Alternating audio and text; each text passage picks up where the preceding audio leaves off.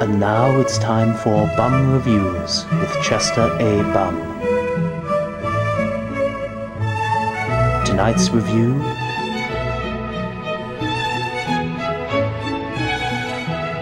Oh my god, this is the greatest movie I've ever seen in my life! No. What are you talking about, Brad Jones? Oh, God, look.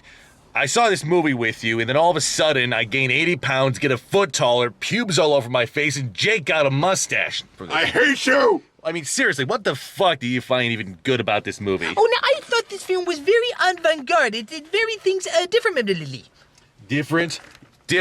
Okay, you got the fucking weird-ass red and white montage at the front end with the serif going to sans serif font, and then the tedious exposition with all the cuts in. Wasn't that baby, like, CGI or something? Well, yeah, but that was intentional, the baby being CGI. You know, you were supposed to say, like, hey, that baby's not really there. Like, Bella Swan is not really there. You know she's not a real character and that she's computer-generated. Well, you got that right. She's not a real character. I mean, she just stood there like this the whole movie. I didn't think it was possible for a CGI baby to be as horrifying as that dancing goatee commercial. No, but don't you see, it's an homage to the Ally McBeal days. Remember the little CG baby there and everybody thought it was cute? God. I mean, I would have rather had Ally McBeal up on that screen. At least I could tolerate that look, but Bella, goddamn. Now, let's get down really to what this all boiled down to, and that is the romance, which, granted, there was very little of in this film. In fact, most of it was just being exposition for exposition, but I found it pretty close, didn't you? I found it pretty close. Well, once she started narrating out of nowhere. Yes. You narrate out of nowhere, they fuck out of nowhere, and let me tell you, I haven't seen a more erotic sex scene than what?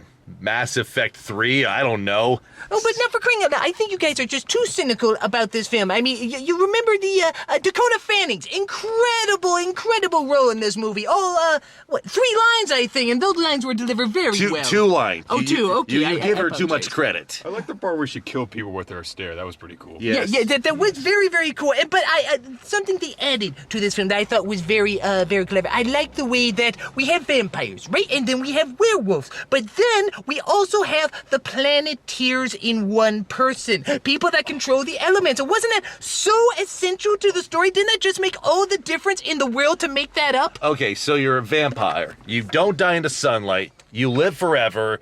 You have unending stamina.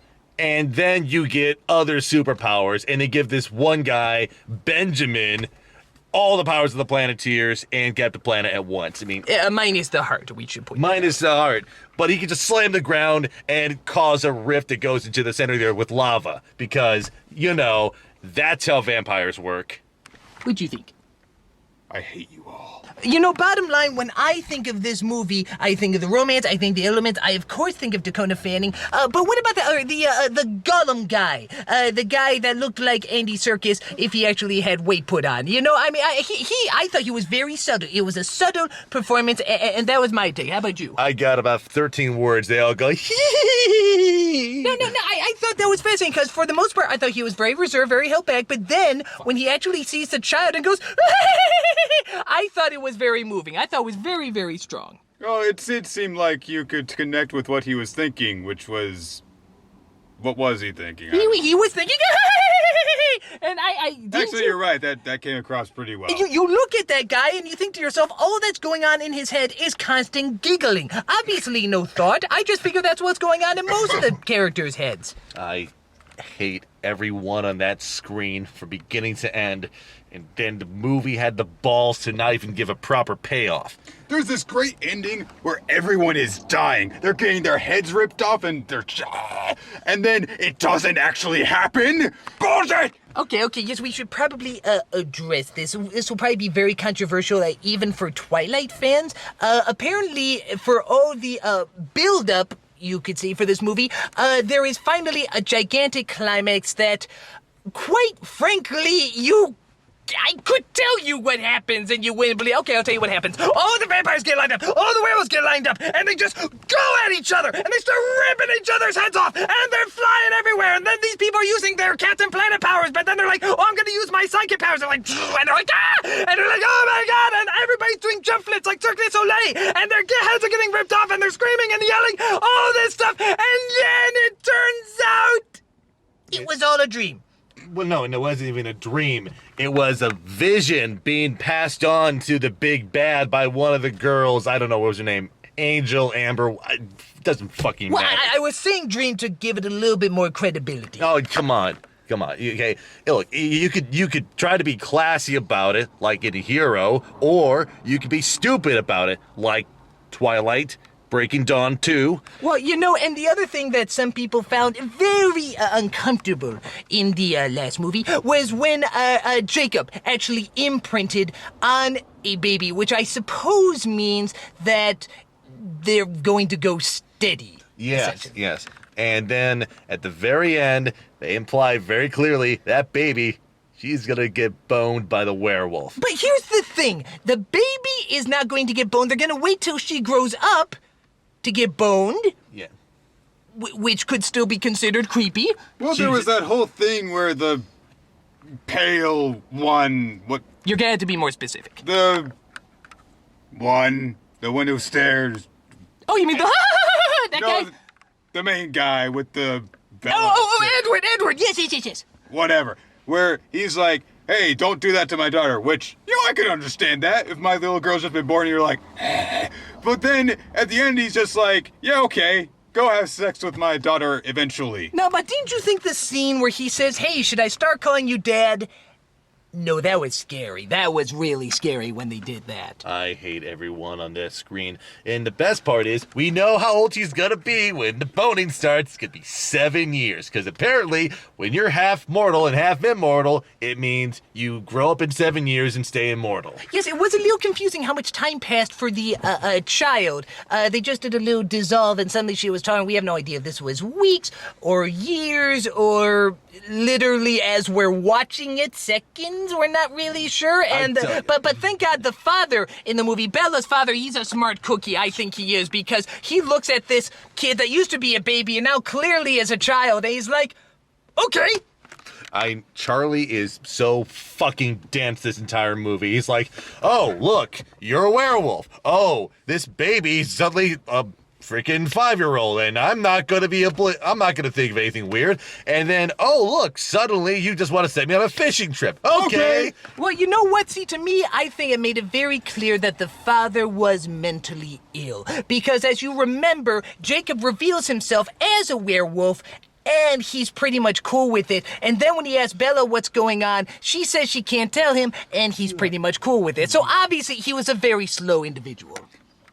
That whole thing, how did Bella forget how to be a human? Oh. The Oh, vampires- no, hold on. I will defend this.